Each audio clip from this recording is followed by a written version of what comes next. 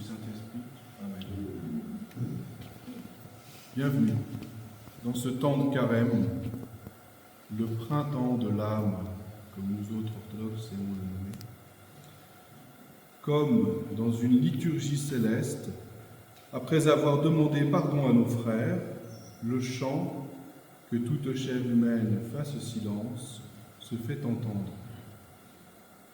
Nous entrons dans un détachement, un désert, un espace privilégié pour notre relation intime avec Dieu. Notre attention s'oriente alors vers le recueillement, la nourriture spirituelle et le discernement entre ce qui est essentiel et ce qui est superflu dans nos vies. Le temps de laisser passer ce qui passe et de rester avec ce qui reste. Notre sens du sacré est capital à cet endroit, et saint Paul nous rappelle ô combien l'enjeu est précieux. Puisque nous collaborons avec le Seigneur, nous vous exhortons à ne pas recevoir la grâce de Dieu en vain. Nous, serviteurs de Dieu, sommes invités à vivre sa volonté, à collaborer et à servir, car sa volonté est notre liberté la plus profonde, celle d'un amour qui se donne librement, se partage comme il se doit. Cela paraît paradoxal, obéir pour être libre. Et la confusion entoure souvent ce mystère. Saint Paul énumère de nombreux aspects de cette confusion, mais nous pouvons retenir, nous passons pour des gens qui n'ont rien alors que nous possédons tout. Le livre du Deutéronome est sans équivoque, Dieu pourvoit. Notre confiance peut être totale. Je donnerai à ton pays la pluie en son temps. Je mettrai aussi de l'herbe dans tes champs pour ton bétail, et tu mangeras et te rassasieras. Mettez donc sur votre cœur et sur votre âme ces paroles que je vous dis. Est-ce que pour nous aussi, la confusion entoure ce mystère? Doutons-nous des fruits d'une relation intime à notre Maître? Le diviseur, le diabolos, celui qui jette dans le deux, qui sème la division, l'accusateur de nos frères, le diviseur compte sur cette fragilité. Et le Christ nous sauve de ces méandres par son exemple, sa posture face aux principales sources de chute. Le Maître nous enseigne la posture juste face à celui qui crée la division. Matthieu parle d'être éprouvé. Alors Yeshua est entraîné au désert par le souffle pour être éprouvé par le diable.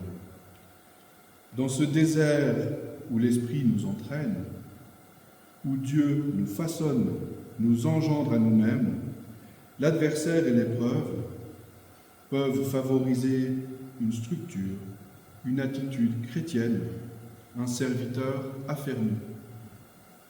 Le Christ, participant de cette relation intime à Dieu, nous démontre ici la bonne posture face aux distractions que sont la possession, jouissance, la vaine gloire et le pouvoir. Notre pauvreté est un détachement du confort matériel, certes, mais c'est aussi une conscience d'être créé libre. Le Père Alphonse disait « La pauvreté, c'est de ne plus jamais se laisser posséder par quoi que ce soit. Tout est don de Dieu, rendons grâce. » Ensuite, l'humilité nous protège de la vaine gloire, du m'as-tu vu, l'orgueil, le désir d'être vu, admiré, se croire mieux et au-dessus. L'humilité, c'est « qu'il me soit fait selon ta volonté de Marie ». Cet accord profond avec les desseins du Seigneur pour moi. Enfin, et en ce sens, le Père Alphonse encore disait, l'obéissance, c'est de savoir que seule la volonté de Dieu est ce qui vaut la peine d'être vécu ici et maintenant. Et le pouvoir s'exerce alors à son apogée, l'obéissance à Dieu.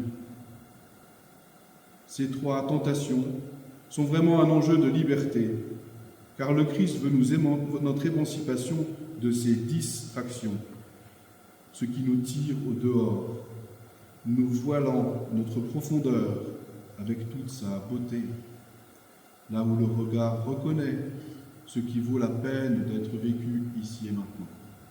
C'est là le royaume, la relation intime avec Dieu, ce désert intérieur où la grande vie nous édifie. C'est le Christ au cœur de nos vies, la résurrection inscrite dans l'épreuve, la joie dans le recueillement, le printemps de l'âme. Monseigneur Martin donnait une suite à cet intime mouvement.